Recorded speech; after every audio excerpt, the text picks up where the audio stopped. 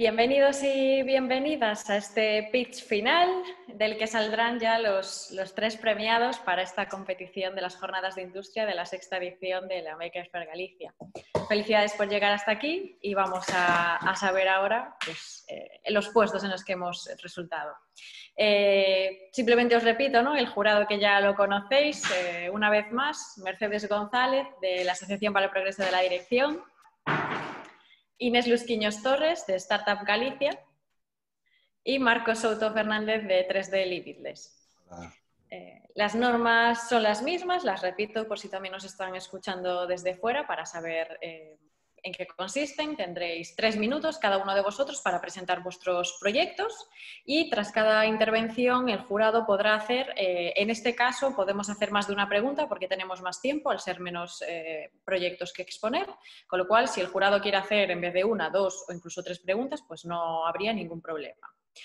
Y tratad de sintetizar vuestras intervenciones porque al igual que en las otras 2 sesiones, si os pasáis del tiempo, intervendré y os cortaré, ¿vale? Así que tratad de sintetizar, que no me gustaría hacer eso. Y sin más, pues pasamos a los 3 proyectos, que al igual que en los otros 2 casos voy a ir por orden alfabético, ¿vale? Por los nombres. Entonces, en primer lugar sería la intervención de Alberto Alvarellos con su proyecto Sistema Automático de Control de Radón. Cuando quieras, Alberto, compartes y me indicas para poner... Sí, está deshabilitado el compartir la pantalla. Está deshabilitado el compartir la pantalla, espera que ya lo habilitan ahora.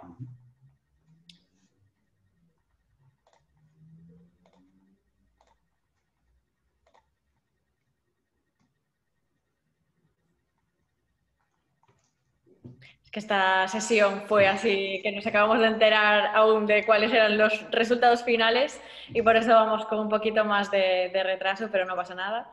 Enseguida te lo habilitan los técnicos y ya podemos empezar con esas intervenciones. Espero que no estéis muy nerviosos, que mantengáis la calma. Sí. Bueno, por lo menos ya habéis llegado al speech final, ¿no? Que eso ya, el premio está asegurado, ahora simplemente pues dar lo mejor para ver en qué resultado quedamos, ¿no? Perfecto.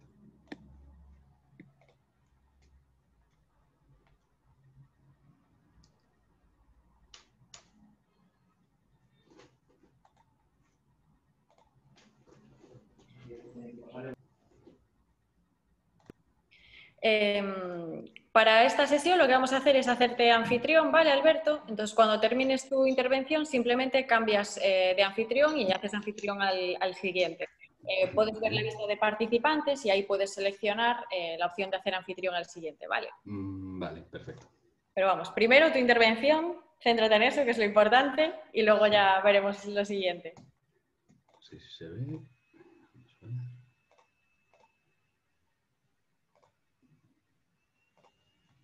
¿Se ve? Sí. Sí. Pues cuando me digas. Ya mismo. Vale. Buenos días, soy Alberto Alvarellos, soy investigador en la Universidad de A Coruña y voy a explicar este proyecto que ha consistido en el desarrollo de un sistema automático y predictivo de control de radón. El radón es un gas cancerígeno, su larga exposición provoca cáncer, sobre todo en los pulmones. Se ha declarado como un gas de riesgo para la salud por la Unión Europea, que ha establecido un límite de 300 becquerelios, es la medida que se usa para el radón, como un nivel seguro para la salud. En España se han hecho estudios a nivel nacional y se observa que la zona de Galicia, de manera natural, tiene unos niveles de radón muy por encima de estos niveles. El radón entra en los habitáculos permeando a través de las construcciones, a través de grietas, de tuberías, del terreno, etcétera. Lo que hemos intentado con este proyecto es hacer un sistema automático que se acopla tanto a los sistemas de ventilación y tenemos un sistema de medida y un sistema acoplado que controla la ventilación y un servidor que recibe esas medidas, hace una predicción si el nivel de radón va a subir dentro de una hora por encima de este nivel límite y activa el sistema de ventilación automáticamente. Usamos 2 tecnologías, Wi-Fi y Sigfox, para enviar estos datos. Y además del control de radón, hacemos un control de temperatura, humedad, presión atmosférica y partículas contaminantes en el aire. Todo esto se integra con una placa que hemos desarrollado electrónica y se muestra en un display. Hemos diseñado y impreso en 3D un dispositivo, que es este, que tiene este tamaño, que recoge todos estos sensores. Además, hemos desarrollado una web donde el usuario puede ver todas las medidas de las últimas 6 horas, días, del mes y el estado actual del nivel de radón y otras medidas y si el sistema de ventilación está activado o no. Aquí podemos ver cómo funciona el sistema. Las barras verticales rojas son las veces que se ha activado el sistema de ventilación. La línea horizontal roja es el nivel seguro de radón de 300 becquerelios y vemos cómo lo que hace el sistema es activar muchas veces el sistema de control de la ventilación. Y aquí vemos la comparativa en la misma habitación, que es un laboratorio que hemos creado de radón que tiene niveles muy altos de radón, 10 veces por encima del seguro, una semana sin el sistema de control automático y otra semana con el activado. Y donde podemos ver que con el sistema podemos mantener los niveles de radón por debajo de ese nivel que la Unión Europea ha considerado como seguro.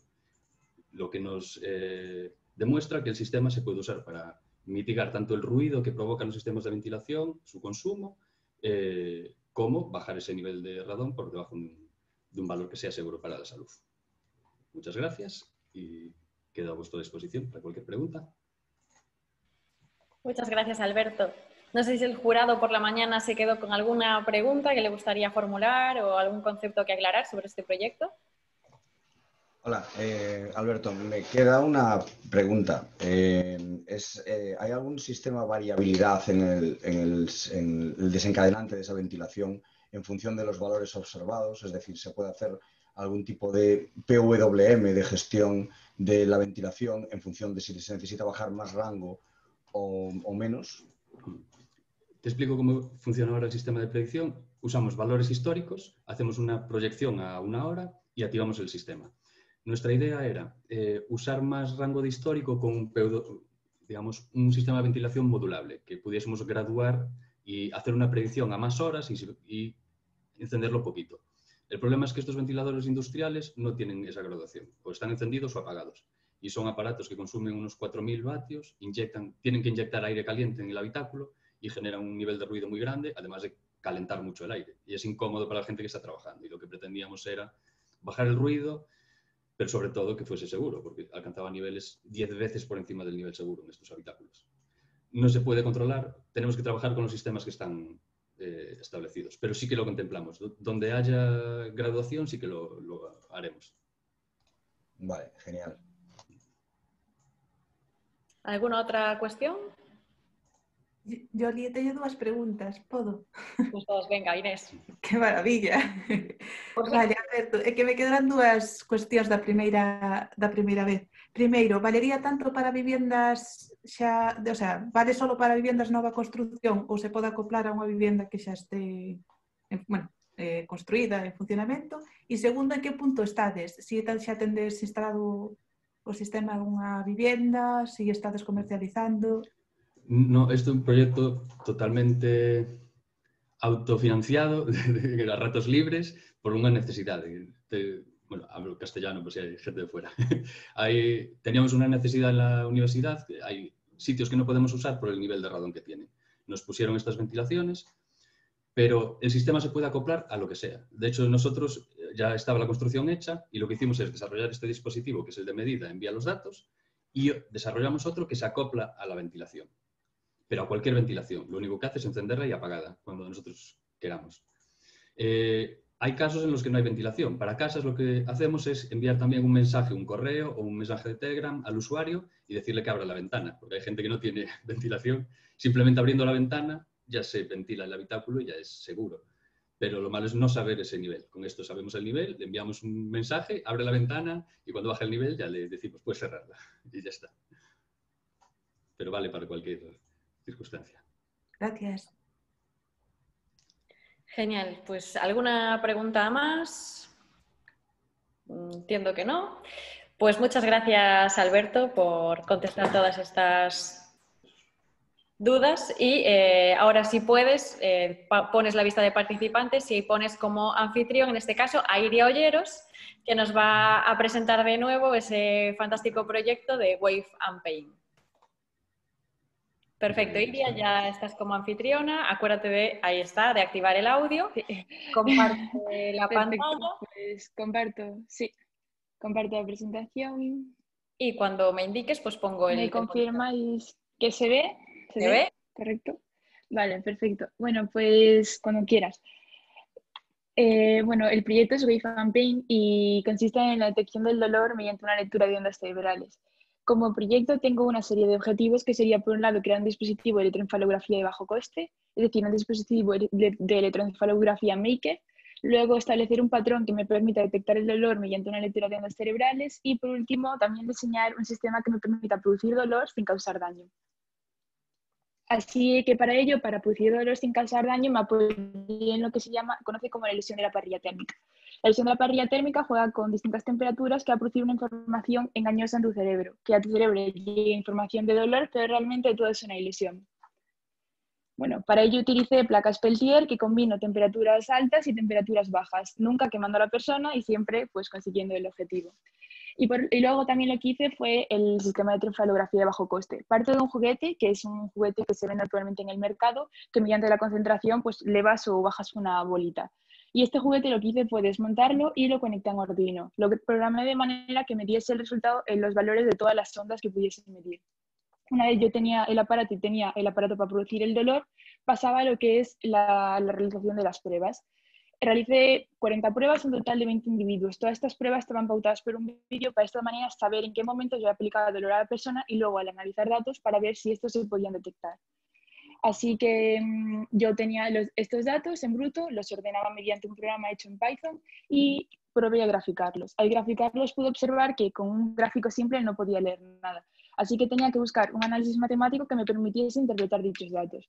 Pasé por 3 distintos, me voy a centrar en el definitivo. El definitivo es un ajuste de no lineal de datos.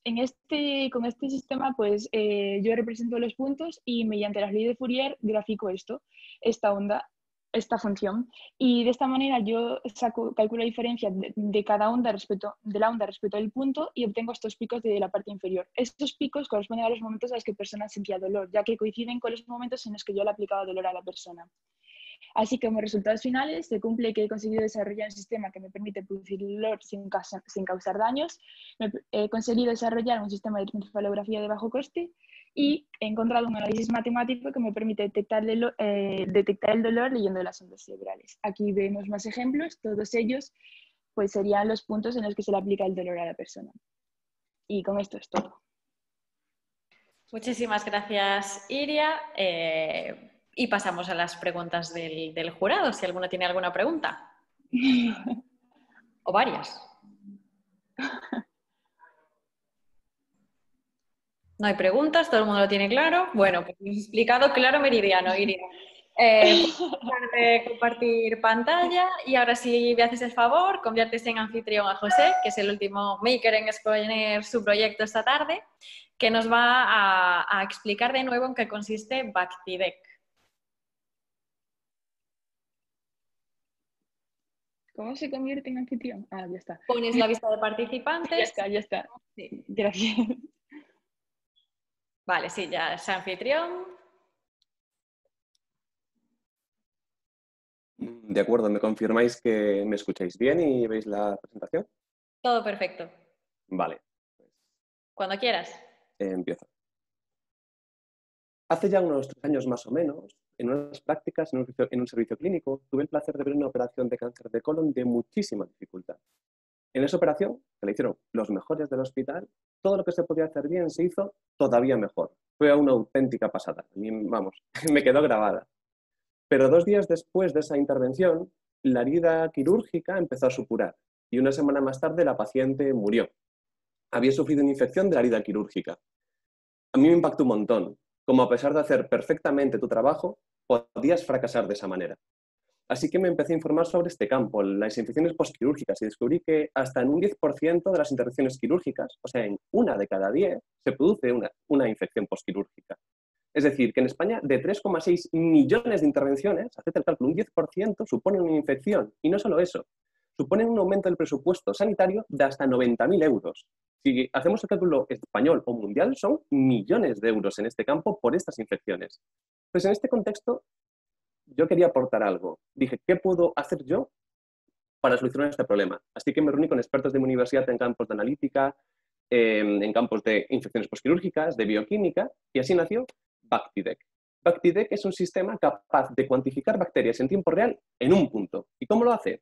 Mediante tecnología espectrofotométrica. Emitimos luz y mediante el análisis de la luz que se emite y se recibe, podemos saber cuántas bacterias hay en un punto. Lo que hacemos es algo parecido a lo que hace el pulsioxímetro, esto que se pone en el dedo, pero medimos proteínas, o sea, moléculas de la pared bacteriana. Es muy interesante porque lo que hacemos es tomar medidas de diferentes puntos de la herida quirúrgica y, sabiendo si hay o no bacterias en esa herida, podemos hacer dos cosas. En primer lugar, mejorar la asepsia de la herida limpiando las zonas donde aún hay bacterias, previniendo ya directamente la aparición de estas infecciones y tomando medidas en los días posteriores en esa herida quirúrgica, lo que podemos hacer es anticiparnos a la aparición de esta infección dando ya profilaxis antibiótica. Y esto es interesante respecto a la competencia, que son los cultivos celulares, que tardan hasta días en ser positivos, los test rápidos, que son demasiado específicos, detectan estreptococo, no son útiles, son demasiado específicos estas heridas, son las PCR, que de nuevo son de larga duración, son hasta 4 horas, y a mayores de eso son más bien para detectar qué bacteria causa la enfermedad y adaptar el tratamiento antibiótico, es decir, que Bactidec actúa en una franja temporal en la que las alternativas no lo pueden hacer. Damos una información clínica de inmensa relevancia al médico cuando en esa franja de tiempo no tiene ni síntomas ni datos que le informen. Es aplicable a cirugía laparoscópica y, en resumen, ayudamos al hospital ahorrando millones de euros al sistema sanitario. Ayudamos a los médicos a tomar decisiones cruciales en segundos, dándoles una información clínica a la que no tienen acceso de otra manera. Y en última instancia ayudamos al paciente, que es el realmente beneficiado, evitando las complicaciones de estas infecciones y, en cualquier caso, salvando vidas. Porque al final Bactidec es lo que dice la prensa, los ojos que faltaban a la cirugía. Muchísimas gracias. Muchas gracias, José. Es el turno de preguntas. Hola, José. ¿Qué tal? A ver, alguna duda. Sobre todo en lo que es el factor de forma. Yo veo en la imagen lo que tienes en la mano, es una caja, ¿vale? Sí. Eso entiendo que es difícil meterlo en el campo operatorio y meterlo cerca, a una distancia a la que tienes que hacer el muestreo, ¿no? Entonces, ¿hay algún tipo de sonda o algún tipo de dispositivo en la que vosotros usáis para acercarlo? En este prototipo, que es el que tú ves, lo que hacemos es utilizar lo que ves en esta imagen, los hisopos, estos como bastoncillos de los oídos. Para coger la muestra, se introduce por aquí, por este agujerito, le das al botón y toma la medida. Vale. Y en mayores también tenemos otro prototipo de cirugía laparoscópica, que es como este, que tiene un pico de loro, que muerde tejido y mira hacer ya medición en el tejido que muerde. Vale. Vale, es que no quedaba claro, veía la parte funcional, pero no la manera de sacar la muestra directamente en el campo operatorio, ¿no? Que una caja de estas puede ser grande, ¿no? ¿Habéis pensado en alguna manera de miniaturizarlo, alguna cosa? Realmente, Bactidec es de este tamaño y tú lo tienes en lo que sería la mesa instrumental del quirófano.